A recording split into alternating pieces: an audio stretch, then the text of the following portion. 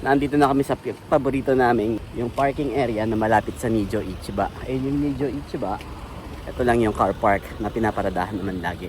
Kasi napakalapit niya sa Sapporo TV Tower. Dito pa lang, matatanaw mo na yung Sapporo TV Tower. Ayun. Tara, lakad na tayo papunta doon. Mula sa Nijo Market, mga 5 minutong lakad lang, makakarating ka na sa Sapporo TV Tower na pinaka-iconic tourist spot dito sa Hokkaido.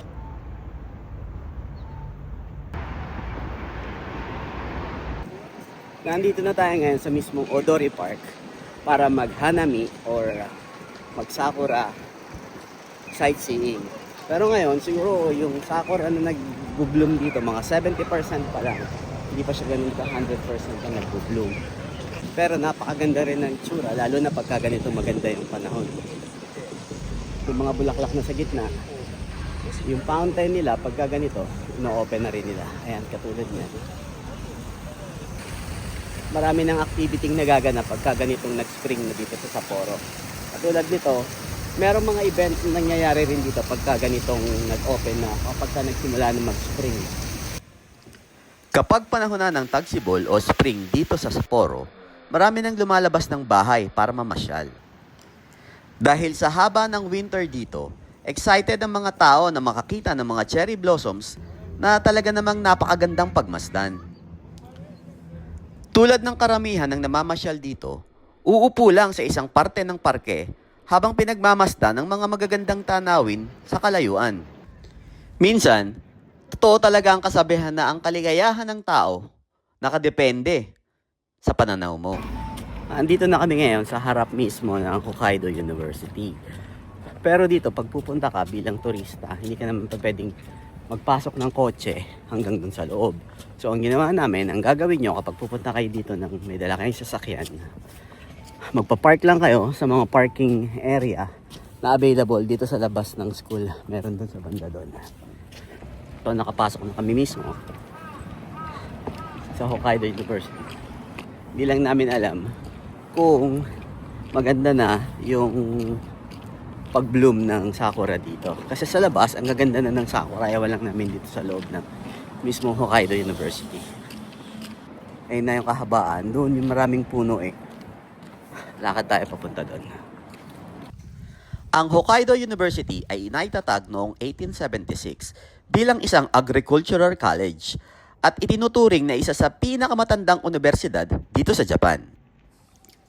Si Dr. Clark ay isang Amerikanong propesor na dalubhasa sa chemistry, zoology, at lalong-lalo na sa pag-aaral ng agrikultura.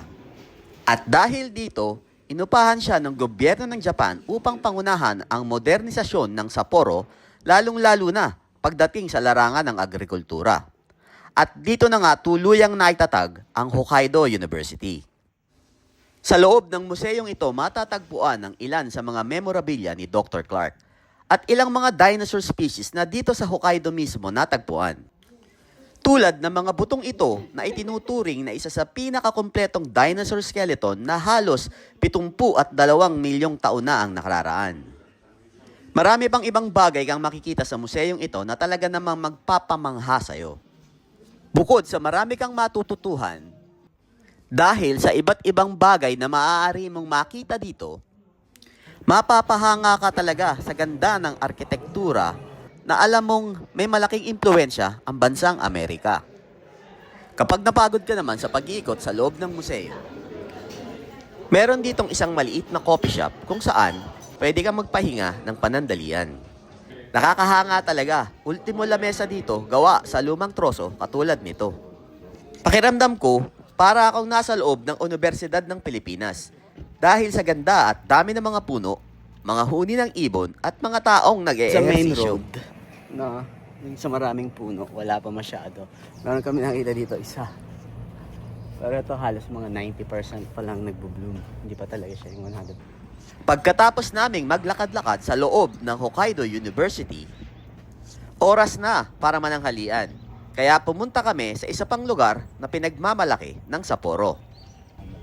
Mula sa Hokkaido University ay bumiyahe kami ng mga humigit kumulang 10 hanggang 15 minuto para makarating sa isa pang lugar na pinagmamalaki ng Sapporo.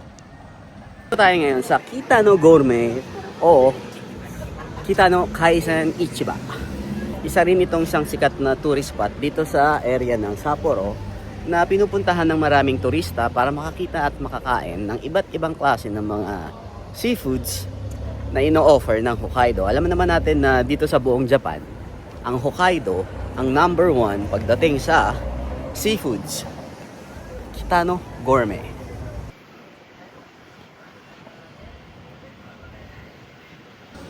Sa loob ng seafood market na ito, makakakita ka ng iba't ibang klaseng sariwang isda. Manlalaki talaga ang mga mata mo sa mga naglalakihang isda dito. Katulad ng hoke, iba't ibang klase ng mga crab, at shellfish, at ang pinakapaborito ko sa lahat, ang pink salmon.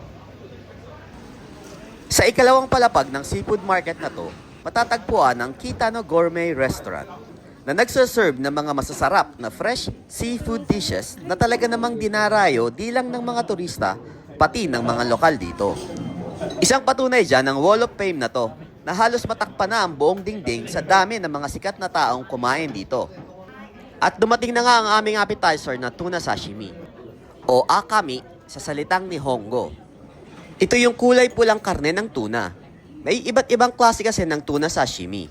Itong akami, ang pinakalin sa lahat dahil halos walang taba ito ng tuna. At narito na rin ang in-order kong kaisandong sa salitang Hapon na ang ibig sabihin ay seafood rice bowl. Ang kaisandong ay binubuo ng mga pinakasariwang isda na ipinagmamalaki ng Hokkaido, tulad ng crab, shrimp, salmon raw, scallops, sea urchin at pink salmon. Samahan mo pa ng sariwang wasabi at mainit na crab miso soup na bagay sa malamig na klima ng Sapporo.